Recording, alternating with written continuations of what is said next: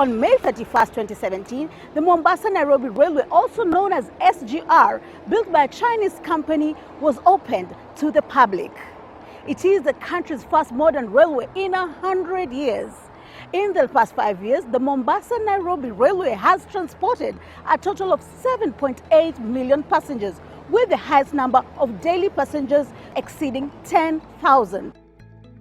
Currently, it is a few minutes to when the next train leaves from this Mombasa city to Nairobi city. As you can see to my right, there are passengers coming in.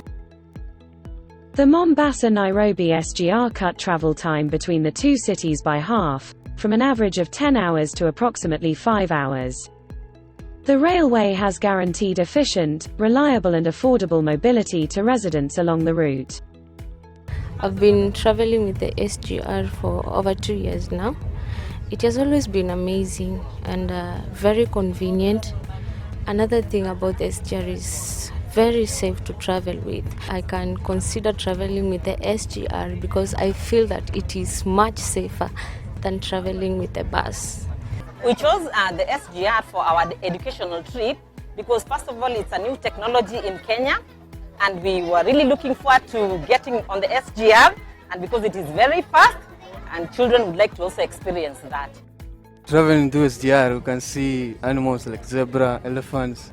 Yeah, it's fun and it's like an adventure. The Mombasa-Nairobi SGR was financed mainly by China and constructed by China Road and Bridge Corporation. The railway has injected fresh vitality into Kenya's economic pillars, including tourism, manufacturing and agriculture, through enhanced mobility of passengers, goods and services.